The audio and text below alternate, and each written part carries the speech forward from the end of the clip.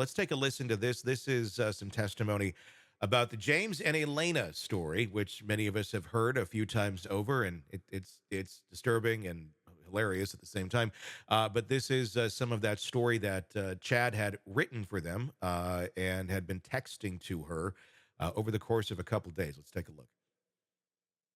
The intensity of each encounter in my mind, one greater than the last. Oh my, fire emoji, fire emoji.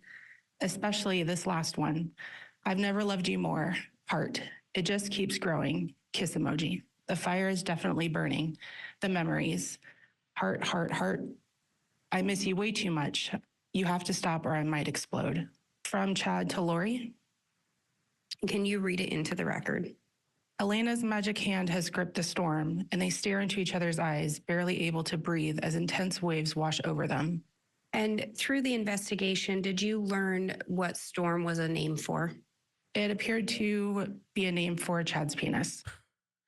So this is that story that he texted her. I mean, is this grooming at its finest, where it's, let me kind of theoretically give you this parallel story of ours, and it's so romantic. Most people will go, why would you fall for that? Why would you think that this is like romantic or wonderful? This is getting really weird. But does it really speak to a need that Lori had for that attention and that acceptance that really allowed her to eat this stuff up? Yeah, I mean, it could also be viewed as kind of love bombing, right? So Sure. that he's submitting all of this like intense content over to her, and since she's already vulnerable, she has for her own self, she has no real choice but to kind of accept it. She likes the attention, right? She likes the innuendo that's underneath it. Chad likes sending it. He likes having the power and control over knowing that he's writing this innuendo and it's being approved and looked at as something that's appropriate. But again, it's easy to say, well, as an outsider, how can you fall for this nonsense? But plenty of us have believed in all kinds of nonsense that was kind of similar, but it didn't go to the extent. But all of us have fallen victim to this kind of stuff, and so what choice did Lori really have? She was already vulnerable. She took it too far, and Chad was willing to exploit that vulnerability. Yeah, very much so. I know you can't like diagnose Chad from afar, but if you were to look at him and try, because we have all tried to do that with Lori, now that we know more about Chad and his dynamics, what would you say is wrong with Chad? What is going on here in his mind?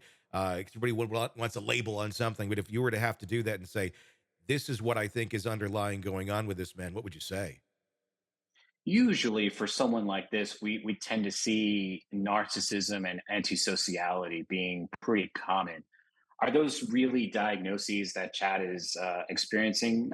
Probably not. I don't know that there's enough there to support it. But when it comes to believing in his own deceptions, right? At this point now, he has to believe in the lies he's telling. Sure. And he has to be willing to accept that other people are incorrect, even though they're coming at him with evidence of his inappropriateness. That takes a level of narcissism that I think is pretty common for someone like this. Yeah. It's fascinating. It just gets a little more wacky by the day. I'm wondering what else we're going to find out about Chad Daybell, but it's not looking very good for his future. Hey, thanks for checking out the video. Be sure to follow us wherever you download podcasts, and especially Apple Podcasts, where you can get advanced episode and premium content on our premium channel right there. Also, be sure to follow us on social media so you don't miss any breaking updates on the stories that matter to you most. We're on TikTok, X, Instagram, Facebook. Just search Hidden Killers Podcast with Tony Brueski, and you'll find us right there. Again, thanks for watching.